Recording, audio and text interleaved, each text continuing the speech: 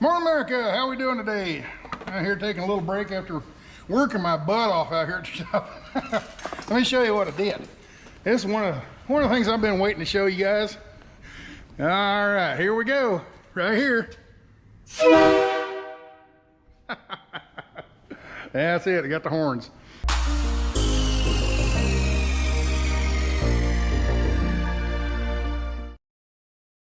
That's right, America, we got the horns on there. Yeah, this is what was on here. This was a set of horns. These are some that you can buy down at the local chrome shops and truck stops and places like that. You can buy these. They're a steel chromed version of train horns. They're loud, but they have a different ring to them. They don't quite sound like real locomotive train horns. The ones I have are actual, I can't say that. They're not actually train horns. They're made by a company, I think in South Carolina or someplace, but they're made exactly like the real locomotive train horns. Now, I say that because from what I understand, I don't know this is fact or anything, but from what I understand, real train horns that were on a locomotive somewhere, Burlington Northern, Union Pacific, whatever, if they were actually on a real train horn and you have them and put them on a truck, they're illegal. Why? Because they're stolen, I think. I don't know that for fact.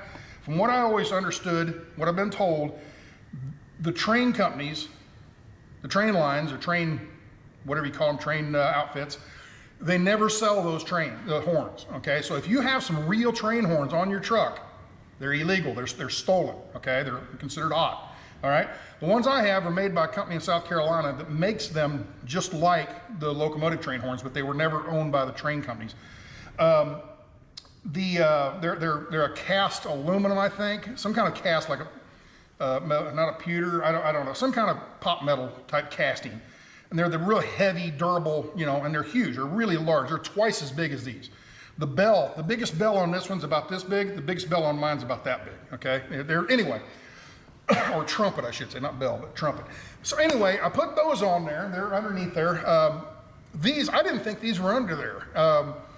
When I first saw the truck, hey, it's got train horns, and I flipped the handle, and you could hear air just like coming out of a hose. I just assumed somebody went down there and took their train horns off, cut the hose, and pulled the train horns off when they sold it. We wanted to keep their horns. So I crawled up underneath there, and I was surprised these were under there.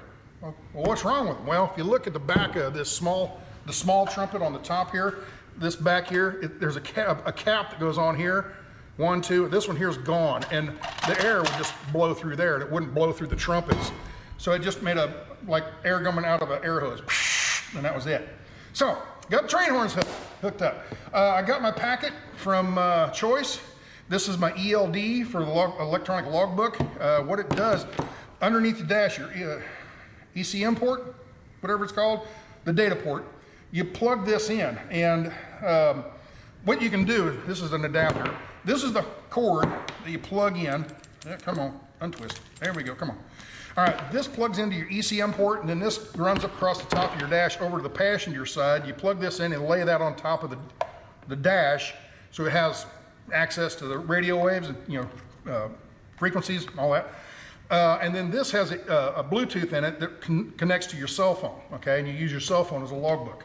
All right, so I got to install that. Well, if you just plug this into your ECM port, this is all hanging out in your way. So they give you this little adapter, and I don't remember which one it is. I got to figure it out. But one of these, you pull the adapter out of the dash and you plug it in behind the dash somewhere, and then one of these you stick out and plug in outside so mechanics can still access. And then this one plugs into that one going over to your module. All right, so I got to install that. Just take the dash apart, stick them in, plug it in, and run over there nice and neat. All right, I got other paperwork. I got my license plate. This is the Keep Trucking for this logbook app. You stick them on the side of your truck. Here's all my permits and everything, my fuel card, all the stuff that I need for that. Here's bookwork and paperwork for hauling the loads, the shipping manifests and stuff like that. So here's your trip pack. Come on. Your trip back envelopes. I got all this kind of stuff. So they sent me this because I'm not at their shop. So she mailed me all of that kind of stuff. And here's the important stuff. This is all all the permits. So now legally I can drive down the road. All right, what else did I do? I built this shelf that's gonna go inside the sleeper. That's gonna be for my printer that sits back in the sleeper. What else? Let me see. Let's go inside. Let me show you a couple other things. I took the satellite dome off. It's one of those big, track vision, I think it's called. Anyway, this was up there and I didn't like the damn thing. It's big and bulky and it doesn't work. It's old technology. It's probably all, buggered up electronic wise, shorts or whatever, and wouldn't work. So I took it off. I'm not going to use that, direct TV or dish network. I'm not going to use satellite TV. What I'll do is just run regular antenna TV. Oh, there's the 70 shows on right now. Right here, that controls the antenna outside, just regular aerial antennas. So, oh, I'm blown out. I got me a new light here. Turn it down. There we go. All right.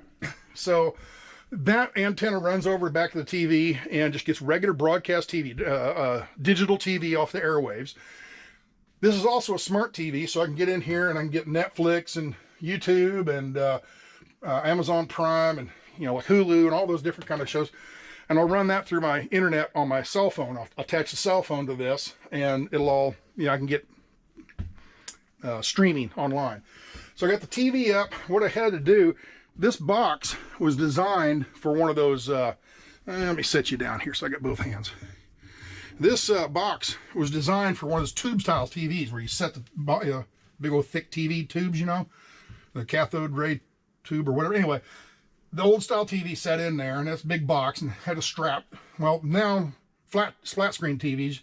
So I had to build something. So what I did is I got this board, it's a piece of plywood, put hinges over here, and a little latch here and a latch up here, and I can swing that open to access all the wires and stuff. And it's a place to store stuff you hardly ever use. A lot of my coax cables and just, my junk drawer basically. I'm going to put a lot of that stuff back in there. All right, here's my printer. The printer is going to go down in this cubby hole down here. It's going to go down here. Now I've got this little drawer set up. That board that's out there is going to sit right on top of this. Okay, and then that printer will sit right in here. And I'll have storage on either side, and then I have drawers here, these little plastic, cheapy, Walmart drawers. And that'll be places to store things like, dry foods, canned goods, that kind of stuff will go in there. And what's wrong with this here? I gotta clip that. Anyway, got the microwave. Microwave works on the generator though. So you had to have the generator running to run this thing, okay? And I didn't like that. I wanted to be able to run this thing off my inverter. Well, the inverter on this, let me get this stuff out the way. The inverter on this thing was a pure sine wave inverter, but it was only a 600 watt. And the idea behind that is it's big enough to run things like your TV and your satellite TV, VCR, video games, whatever. But that's about it. Well, I wanted a much bigger inverter. So what I did is I went to Amazon and bought me a Removu 2000 watt pure sine wave inverter. Now this is the one that was in the van. Actually, what I did is I bought a 3000 watt inverter and I put it on the van. Took the 2000 watt off the van and put it in here, okay? The reason I did that is because that 3000 watt inverter is big enough. This 2000 that was in there would run everything in the shop except my table saw. Table saw just had too much of a draw. By the time it spun up, it would trip this thing, okay? I put a 3000 watt in there. Now I can use my table saw and everything. So now, so I got this huge inverter in here now and rewired a couple things to do that. What I did is took this cabinet off, and the microwave plug is right back in here. You unplug that and run an extension cord down through this little hole right here and go over and plug it in. So, all right, so all my electrical things are done.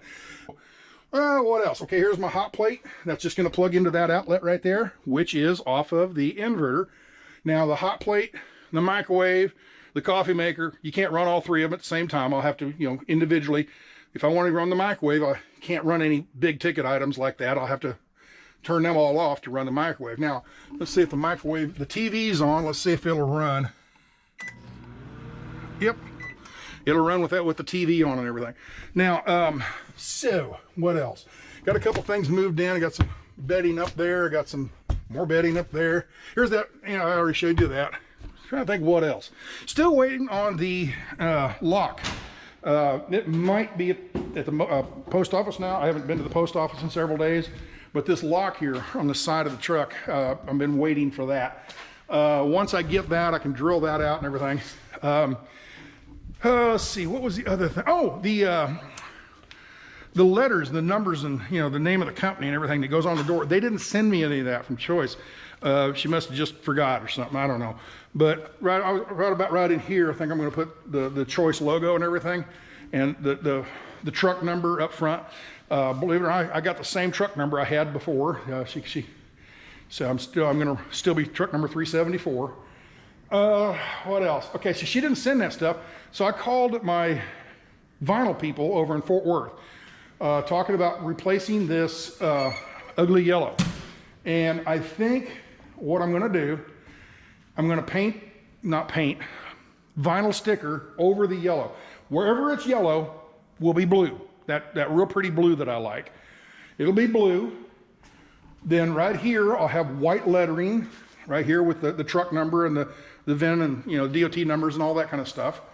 And then about right in here, I'm going to go up about, this is what, 3.5, 4 inches maybe. I'm going to go up the same distance and put another stripe right in here that goes back, another one up here, another one up here, and they'll be beveled. So it'll be, well, here, this is what it'll look like. So that's what I think I'm going to go with, okay? I got several people sent me emails. Hey, here's a design I did with, some kind of photo editing software and everything. And some of them are pretty good. Some of them are like, what? But I actually had several people, I'd just leave it yellow. I like yellow. I don't like yellow. I absolutely hate the yellow. And so what else? So I'm going to paint it, vinyl it up in that motif or design or whatever. One of the other little things I'm doing here is on the corner, on the A-pillar right here. There was a lot of paint was chipping off. So I got my drill and put a little wire brush, and I kind of cleaned it all up. Tried to clean it up a little bit. All these little edges here that were peeling and chipping off, kind of an angle here. But anyway, all this stuff, I tried to smooth that out a little bit. There was a little bit of rust here, and I couldn't figure out why. This is aluminum, so I don't know why there's rust on aluminum. So anyway, I'm gonna get a rattle can, and I'm gonna spray paint this just a little bit, just to kind of clean this little bit of area up. Other than that, the paint is in really good shape. I mean, it's nice and shiny. I mean, it's nice paint job still. So with that, that should take care of the paint and all that. What else was I going to touch on? I had somebody made a comment. Hey Stan, you seem like you're doing all the pretty things on the truck. The whatever. Why don't you work on some of the mechanical issues on the truck? I got to think, what mechanical issues? I don't know what mechanical issues there are because I haven't drove the thing hardly. It's one of those you kind of got to get out on the road and see what breaks kind of thing. Sitting in the shop, I have no idea.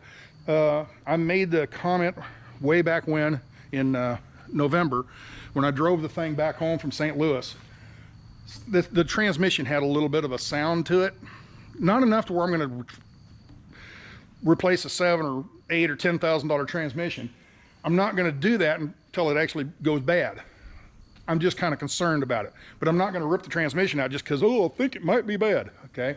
Wait till it breaks or wait till it starts going bad, then repair it. So, because it might not be anything wrong with it at all, it's just my imagination.